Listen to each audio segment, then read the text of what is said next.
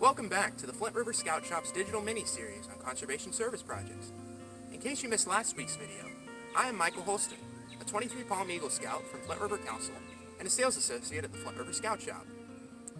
Today, we are standing beside the entrance to BSA's Camp Thunder. As you may have guessed from the picturesque lake behind me, this camp receives multitudes of visitors and a lot of rain.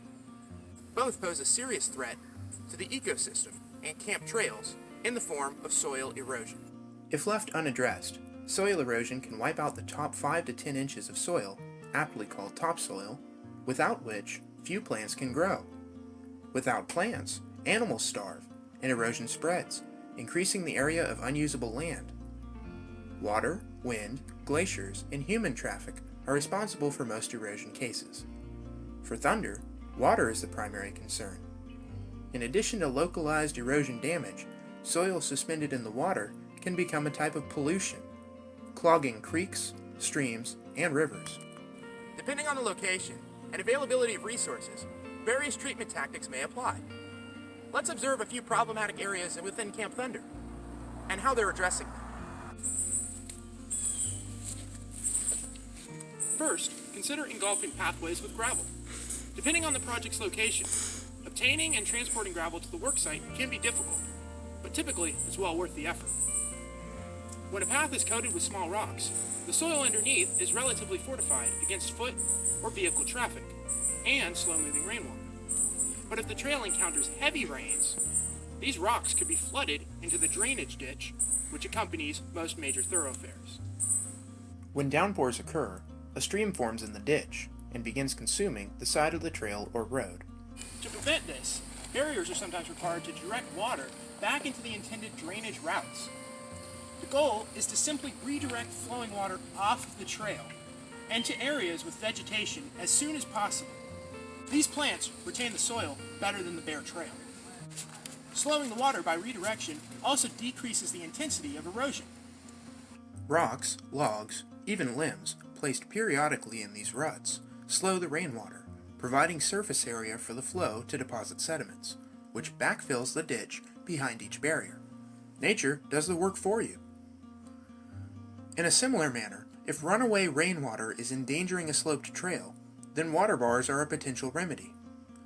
While water bars exist across Thunder's trails, their depth and three-dimensionality are difficult to convey on video. These diagrams, taken from the link below, depict the proper implementation of water bars.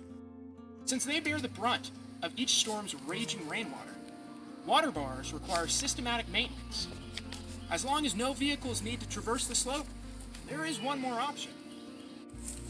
If a sloped area is highly trafficked and prone to erosion, stairs made from landscape timbers, rocks, or railroad ties are potential remedies. After entrenching the steps, secure them into the ground. For wood, use rebar.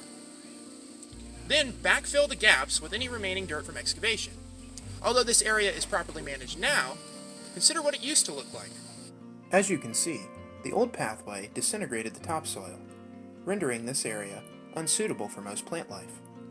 Note that many ways to construct steps exist, and each location merits an individual evaluation. As long as the soil is preserved and individuals can traverse the slope, the project is a resounding success.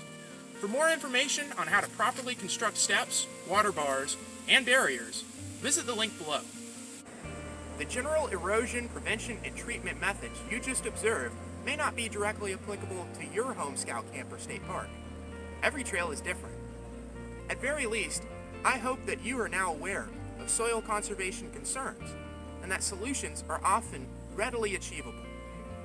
Next time you attend summer camp or go hiking with your troop, be on the lookout for gullies, ditches, or any other erosion, and think of what you can do to fix it. Or even better, how you can prevent the land from being scarred in the first place. Land management professionals and first aid merit badge instructors have one phrase in common: prevention is preferable to treatment. The soil conservation projects you just encountered, I planned and executed as the chairman of service for my Order of the Arrow Lodge. Order of the Arrow, Scouting's honor society, has workdays that are perfectly suited for trail maintenance endeavors. But you can also conduct these projects with your unit, for your Eagle Scout, or for your Hornaday badge. Speaking of the Hornaday badge, next week's video covers relevant and exciting details regarding the Hornaday Awards. But until then, keep scouting and keep serving.